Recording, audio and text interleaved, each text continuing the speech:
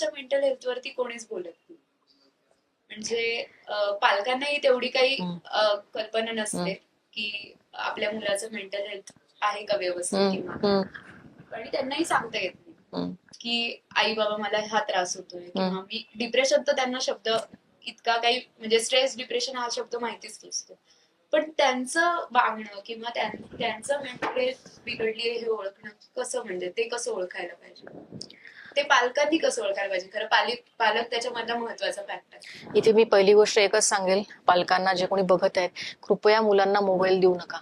तुम्ही मोबाईल देऊन जर मुलांना जेवू घालता, मोबाईल देऊन मुलांना गुंतवून ठेवता, तर तुम्ही मुलाला निवळ दारू पाजत आहात. तुमच्या दारूची बॉटल दिली असंच समजायचं. इतका परिणाम मोबाईलचा लहान मुलांच्या याच्यावर होतो.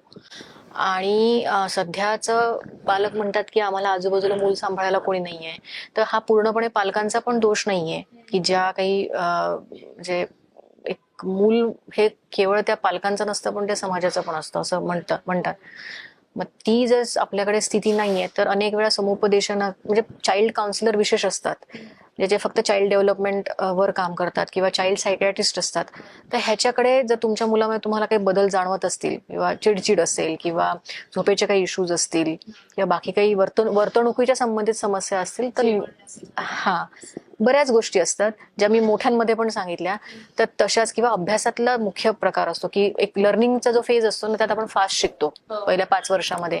त्याच्यामध्ये डेव्हलपमेंटलचे काही इश्यूज असतील तर ते जरूर ताबडतोब चाइल्ड सायकोलॉजिस्टचा सल्ला घ्या.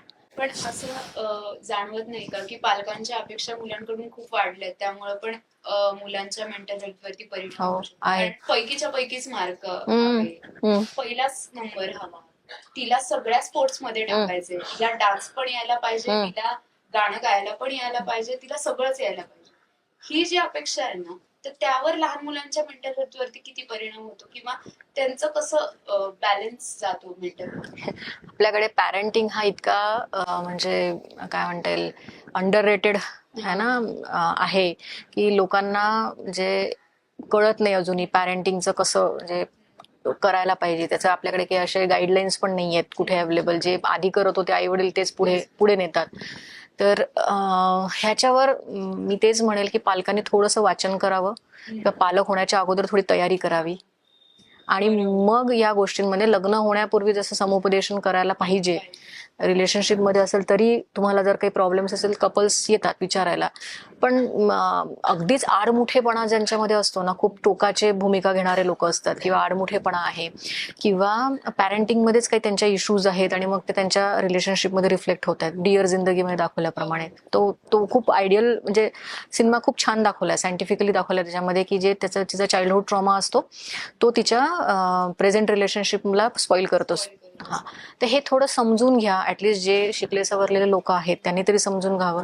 कारण आपण जे ग्रामीण भागातले आहेत त्यांना कितपत समजून सांगावं, कारण तो माझा प्रांत पण नाही. म्हणजे मी चाइल्ड सायकोलॉजीवर काम करत नाही, पण एक ह्युमन रिसोर्स प्रोफेशनल म्हणून मी बघते की जे मूल आहे ते सगळं फक्त त्यांचं मूल नाहीये, ते एक नागरिक पण आहे. ते कोणाच तरी म्हणजे नवरा होणार आहे, तो कोणाच तरी भाऊ राहील, कोणाचं तरी मित्रमैत्रिणी राहील. आणि आता सध्या आपल्या आजूबाजूला जे विचित्र प्रकार वाढले आहेत, इनफॅक्ट मी म्हणेल विकृत प्रकार वाढले आहेत. मला खरंच गंमत वाटते यांचे आई वडील कसे असतील. विकृत, तुम्हाला माहिती, तुम्ही जर्नलिझम मध्ये आहात आणि ज्या पद्धतीच्या बातम्या ज्या रोज ऐकायला मिळतात त्या इतक्या विचित्र असतात. म्हणजे मला तो पीटीएसडी जो मी बोलेल त्याच्यावर पीटीएसडी होतो. म्हणजे तुम्ही वारंवार अशा ट्रॉमॅटिक बातम्या वाचत राहाल तर अर्थात तुम्हाला होणार की जग इतकी भयंकर जागा आहे आणि आपण सुरक्षित नाही आहोत. मग त्या भीतीत आपण जगायला लागतो आणि मग आपल्याला अर्थात मेंटल हेल्थवर परिणाम होतो.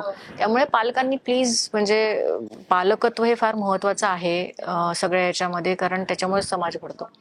नाही तर होऊच देऊ नका मुलं. मी सॉरी, मी खूप एक्स्ट्रीम म्हणते, पण थोडा विचार करूनच ह्या सगळ्या गोष्टींच्या, कारण त्या मुलाचं आयुष्य मुलीचं आयुष्य हे होतं आणि ते मुलींचं असं असतं की ते पॅरेंट्सचं अप्रुव्हल फार आवश्यक असतं. त्यांना अल्टिमेट अप्रुव्हल असतं पॅरेंट्सचं. तर त्याच्यामुळे या सगळ्या गोष्टींचा विचारपूर्वक म्हणजे विचार करून या गोष्टी करायला हव्या पॅरेंट्सनी.